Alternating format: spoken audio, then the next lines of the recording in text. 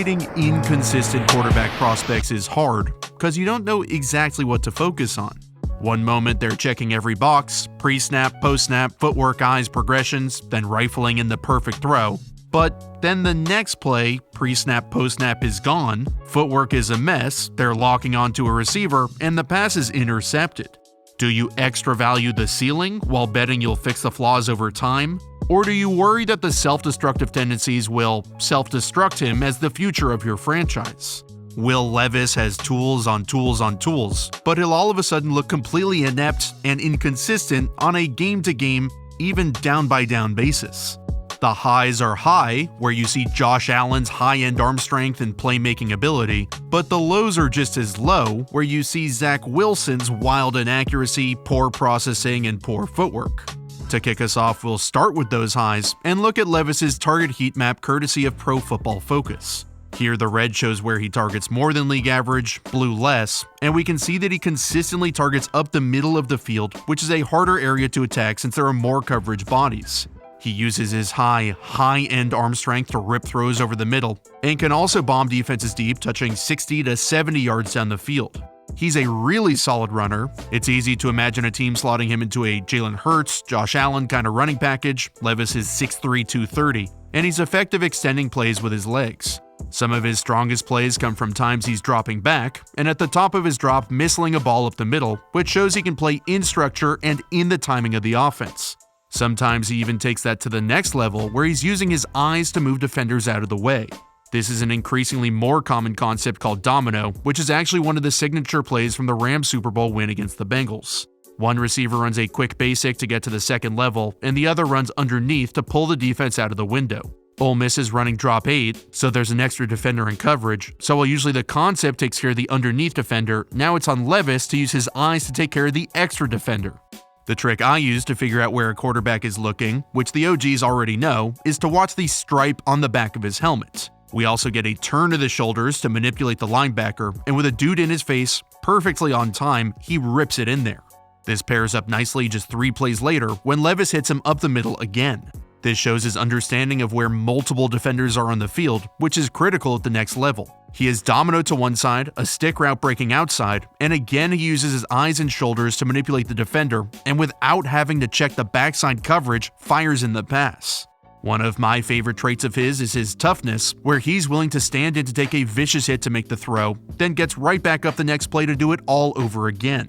Youngstown starts with a pretty soft zone-looking coverage with 2 deep safeties, but when Kentucky motions their back out, the defense gives Levis a clear cover 0 look where there are no safeties, everybody's blitzing, and there's one-on-one man coverage. He knows this means each defender will be inside leverage because defenses funnel receivers towards their help, but when they have no help, like in cover 0, they play inside to try and force receivers to the sideline, plus makes the quarterback attempt the further, tougher throw outside. He checks to the shock concept, which gives his tight end a slot fade, perfect against inside leverage, and makes an insane back shoulder throw, placing it exactly where it needs to be. He knows cover 0 is going to produce a free runner and tons of pressure, so he gets lots of depth of the snap and hangs in enough to make a great throw. He's good pre-snap. He ran Rick Scangarello's Shanahan-style scheme as good as he could have, where he made run checks of the line, was canning plays. Obviously, his pre-snap ability is good as we see, but now getting into where he struggles, his post-snap ability is where his inconsistency starts to pop up.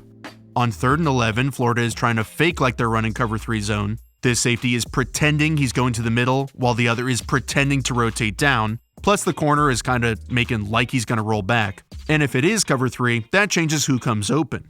Kentucky has this post-stop wheel concept with his deep dagger backside. And against cover 3 zone, the left concept is great. The post-stop comes open underneath the bailing third corner, and the wheel takes the curl-flat defender out of the window. But at the snap, they roll into Tampa 2 zone. Watch the bottom of the screen, look who's open, and Levis kind of short circuits and almost throws a pick. Against Tampa 2 zone, the backside dig is a great beater since the Tampa defender usually opens his hips front side so the dig sneaks in behind him, but Levis gets stuck on the front side concept and can't move. Instead of using his eyes for good, here they lead the defense right to the ball.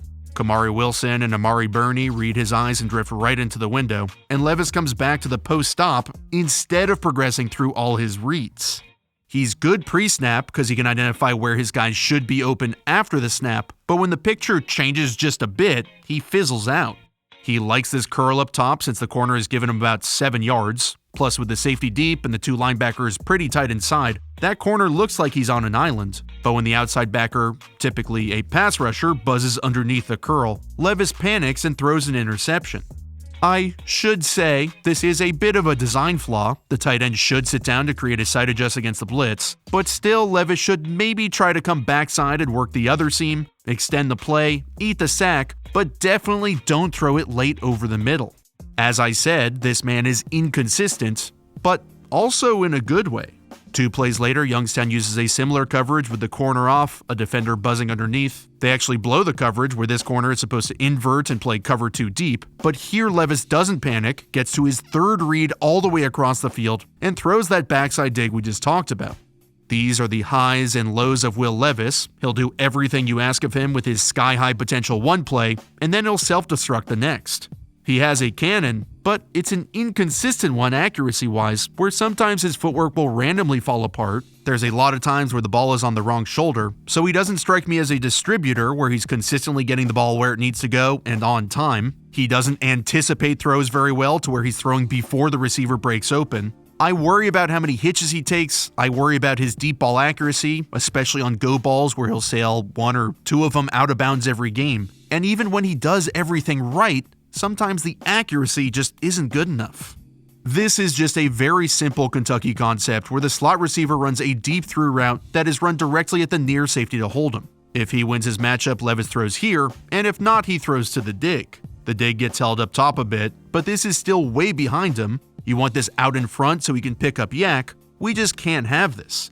Then, looking through the rest of his film, now we see a picture-perfect example of the same exact play where he rifles the ball through the air and hits his receiver on the money. These tools are great and have shot him up the board, his size and arm especially, but they'll never amount to anything if he can't actually use them. This is 2 verticals up the seams with 2 curls outside. Levis sees the corner about 7 yards off at the bottom. He's looking right at him, but for some reason he doesn't take it. He comes back to his left where the seam is wide the hell open, doesn't take him, and the check down is open too, but he takes a sack. This is the lack of anticipation I'm talking about, where this ball has to come out before the receiver breaks.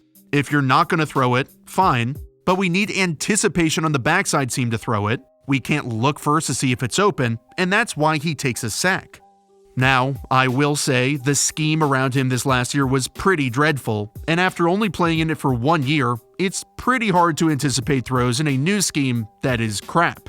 The recently fired Scangarello constantly had players blowing assignments, running the same routes, and just generally overcomplicating plays to where some of Levis's flaws might have been over-accentuated. He got hit more, it was hard to know where his receivers were going to be, and with those things playing in the back of his head, you could tell it affected him. Take this play design against Florida, where Kentucky is running a pretty standard play pass where the tight end leaks out, but watch the left guard. Scangarello is worried the backside pressure will fly up the field, so he molly pops him to cut him off, but that allows the D lineman to slant in and basically run free. The edge doesn't even end up coming, the tight end is there to block him anyway, and on the other side, both tight ends run verticals instead of just one of them, and that's where the pressure comes from. It's not easy to overcome a bad scheme in college, or at any level, but that doesn't completely excuse the flaws of Will Levis. When drafting a franchise quarterback, you want week-to-week, year-to-year stability, which is why I worry about all his inconsistencies. He has plus arm strength, he's tough as hell, big and strong, runs great, and he does have some ability to read the defense pre-snap, operate an offense, and occasionally make full field reads. But there are all the negatives we laid out that worry me. The key to improve inconsistency is repetition. It's especially important for him to stay in the same scheme, an actually good scheme, for several consecutive years.